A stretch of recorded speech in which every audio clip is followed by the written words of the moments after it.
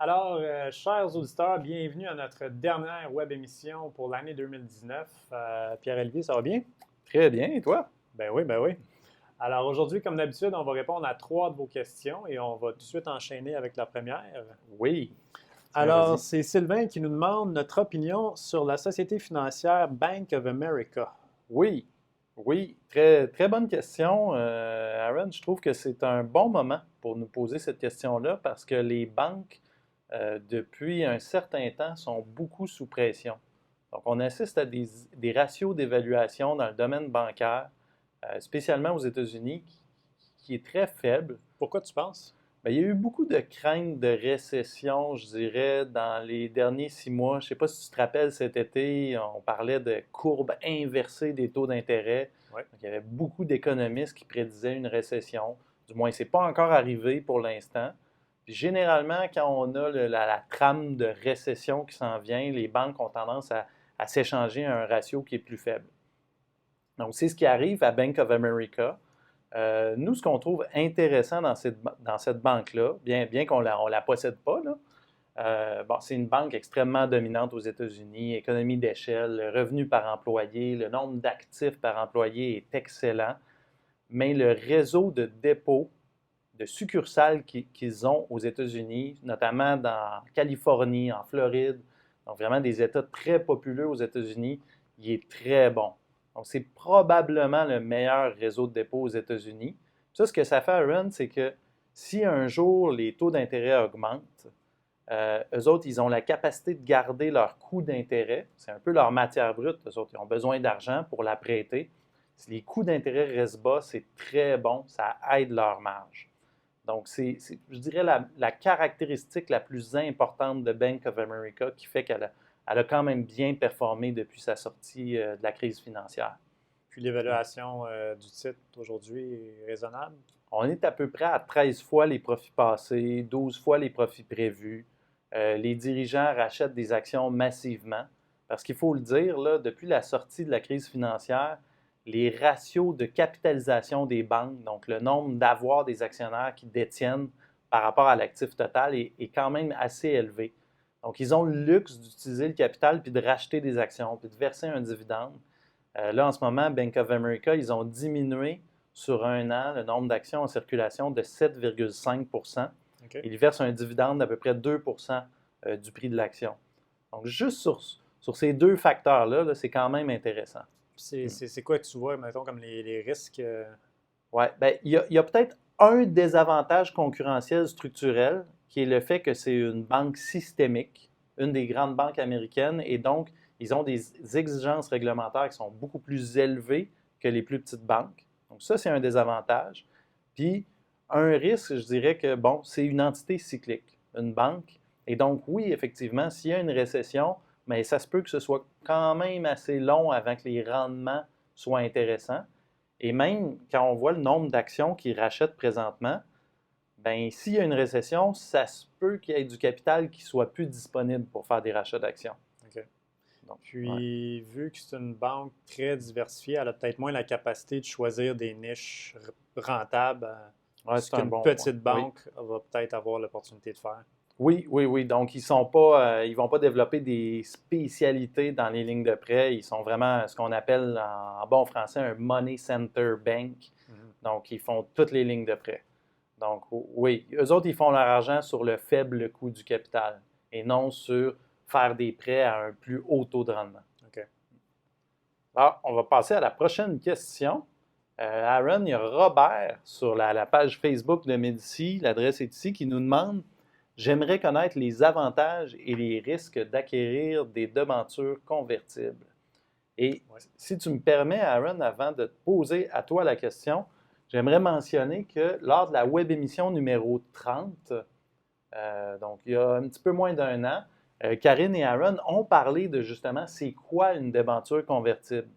Mais si tu peux, pour le bénéfice des Ouais. auditeurs, nous le C'est- répéter un peu en quelques phrases, qu'est-ce que c'est une debenture? Alors, c'est Hmm. un titre de dette. Donc, on va se faire payer un coupon fixe sur une échéance, mettons, de 5 ans, là, jusqu'à l'échéance, jusqu'à temps qu'on se fait rembourser. Mais on a l'option de convertir cette debenture-là en action de la compagnie Mhm. à un prix déterminé à l'avance. Donc, c'est un type de dette qui vient avec une option d'achat sur l'action de l'entreprise. Et, et Alors, c'est donc, un peu un hybride. et donc, si l'action de l'entreprise performe très bien, ça peut augmenter les rendements de la debenture. C'est l'avantage, un des avantages principaux, effectivement, oui. Parfait. Alors, si Ouais. on Ok. sélectionne bien l'entreprise et on connaît bien l'entreprise, puis elle a une bonne croissance, alors il y a peut-être une probabilité qu'on puisse convertir nos débentures en actions, puis vraiment faire un bon rendement. Mais il faut quand même bien sélectionner les debentures pour ça, parce que, juste pour vous donner une idée, là, au Canada, il y a 102 émissions de debentures convertibles. Puis je dirais que quand on les regarde chez Médicis, il y en a peut-être 90 sur les 102 qu'on voudrait Oui, même pas toucher avec un pôle de piscine, là. Je veux dire, c'est c'est ça. danger, là. Oui. Donc, c'est ça le désavantage, c'est que la qualité des émetteurs est un peu moins bonne, là. Puis au niveau des avantages, tu vois, il y en a un autre qu'on a noté ici, que c'est une bonne stratégie d'appoint. Peux-tu nous développer un peu là-dessus? Bien, c'est qu'en ce moment, dans l'environnement de taux d'intérêt, on voit beaucoup du 1, 2, 3 %. Les Mhm, débentures convertibles peuvent nous donner un coupon de 4,5, mhm, alors avec l'option de conversion en plus. Donc, il y a un potentiel d'aller chercher un bon rendement. mhm. Mais il faut être plus sélectif sur la qualité des émetteurs. Alors, ça vient avec Puis un risque. dernier peut-être au niveau des risques, c'est vraiment une volatilité due à l'absence de collatéral. C'est que lorsque vous achetez une obligation normale, ben, elle est collatéralisée par des actifs. C'est-à-dire, si l'entreprise vend des voitures, ben, elle fait faillite, ben, vous pouvez saisir la voiture, par exemple. Une débenture convertible, elle n'a pas de collatéral généralement. Et donc, si l'entreprise fait faillite, vous ne pouvez pas saisir des actifs. Donc, C'est c'est ça. ce qui fait aussi que c'est plus volatile, c'est plus risqué un peu. Ouais. Vous n'allez pas nécessairement tout perdre parce que les actionnaires vont tout perdre, mais vous Mhm. n'allez peut-être pas récupérer toute votre mise en cas de faillite, effectivement. Je pense que ça fait quand même bien le tour. Passons à la troisième question, Oui. qui est une question sur l'industrie des jeux vidéo, finalement. C'est Pascal, qui nous a envoyé un courriel cette fois-ci. Il dit, bon, j'évalue la possibilité de faire l'acquisition d'actions de Activision Blizzard, Electronic Arts ou Take-Two Interactive Software. Donc, Aaron, il veut savoir si on les recommande et si oui, quelle entreprise et pour quelles raisons. Oui, alors, ce n'est pas des entreprises qu'on suit, mais on peut essayer de guider quand même, Pascal, là. Dans le fond, ce Mhm. qu'on aime de l'industrie du jeu vidéo, c'est que c'est une industrie qui croît de 9 par année. Donc, c'est une bonne croissance. Bon, il n'y a pas beaucoup d'industries, je veux dire, qui ont un rythme de croissance organique C'est de ça. 9%. C'est ça. Puis aujourd'hui, bon, il y a beaucoup de jeux qui sont gratuits, mais qui sont monétisés à travers des microtransactions dans le jeu pour augmenter l'expérience, mettons, de ceux-là qui jouent au jeu. Mhm. Alors, durant la prochaine récession, ça va peut-être une industrie qui va quand même bien s'en tirer relativement. Par contre, la Mhm. bémol, c'est que c'est très concurrentiel. Donc, on a juste mis quelques gros joueurs, mais en plus, on peut Ouais. rajouter Apple qui veulent se lancer, Google. Il y a Microsoft avec le Xbox, il y a Sony. Alors, des très gros joueurs qui Ouais. concurrencent tout pour le temps du consommateur. Alors, faut qu'il y ait des jeux de bon calibre. Puis les produits de substitut aussi, je veux dire, je peux aller voir un film, je ne suis pas obligé de jouer à des jeux C'est vidéo, je peux ça, faire autre chose. en plus. Donc, très concurrentiel. Alors, comment on s'y prendrait si on avait à choisir une compagnie dans l'industrie? Oui. On regarderait en premier, est-ce qu'il y a une concentration dans quelques jeux vidéo? Donc, on ne voudrait pas voir de concentration. Puis, bon, ça fait qu'on Est-ce que. éliminerait, dans le Ouais. fond, il y a deux joueurs, il y a Take-Two et Activision qui a 60% de leurs revenus dans deux ou trois jeux.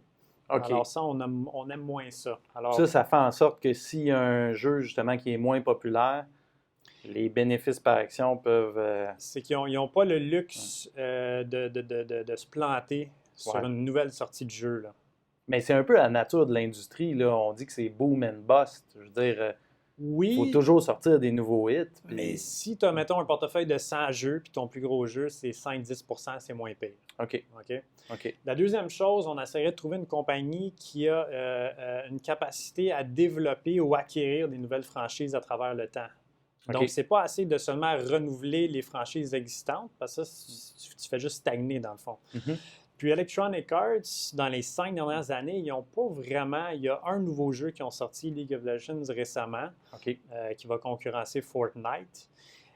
Mais sinon, les revenus, le profit est pas mal le même qu'il y a 5 ans. Donc, OK. c'est peut-être Donc, un peu moins Ça intéressant. prend de l'innovation. C'est aussi. ça. Ça prend diversification puis innovation. Ouais. Mais où ce qu'on veut en arriver, c'est que, bon, on pourrait parler très rapidement de Nintendo, c'est qu'ils n'ont pas, leurs jeux sont seulement disponibles sur la console Nintendo. Ils ont un écosystème quand même assez restreint. Fermé. Un peu comme à Apple, son écosystème est quand C'est même ça. fermé. OK. Alors, on aimerait ça qu'ils monétisent plus leurs jeux sur d'autres plateformes, Mhm. comme le mobile, ce qu'ils ont commencé à faire, mais ils n'ont pas tant eu de succès que ça. Ils ont eu Pokémon, mais c'était éphémère. Ouais. Alors, ça laisserait peut-être Tencent. En fait, Tencent, c'est le plus gros, la plus grosse compagnie de jeux au monde. Mhm. Ils ont un très gros portefeuille de jeux. Puis ils ont démontré une capacité à bâtir des nouvelles franchises, donc à investir dans des franchises, soit par acquisition ou soit des nouveaux à l'interne. Mhm. Là. Et ils ont réussi vraiment à croître comme ça. Donc aujourd'hui, ils sont rendus le plus gros joueur mondial. Puis ils ont une distribution en Chine à travers. C'est parce qu'il y a un autre. C'est pas une pure compagnie de jeux. Mais ça reste c'est une compagnie chinoise. Puis, Ouais. tu sais, souvent, il y a des bémols. C'est la grosse bémol de Tencent, c'est ça. Ben, chez Medici, on est moins à l'aise avec les compagnies chinoises parce que le gouvernement peut être impliqué. Comme par exemple dans Tencent, ce qui arrive, c'est que le gouvernement il va mettre des contrôles sur les sorties de jeux. Il va peut-être pouvoir aussi mettre des contrôles sur le nombre d'heures qu'un jeu puisse peut être utilisé. C'est ça. OK. Alors ça, on aime moins ça. Mais si on avait à investir dans l'industrie, c'est sûr qu'on lirait sur Tencent, juste comprendre le modèle d'affaires. Alors, ça fait un OK. peu le tour, mais OK. en gros, je pense qu'on éliminerait là, les trois. Les trois qui ont été mentionnés dans la question Ouais. initiale. C'est ça. Écoute, Aaron, c'est déjà la fin de l'année 2019.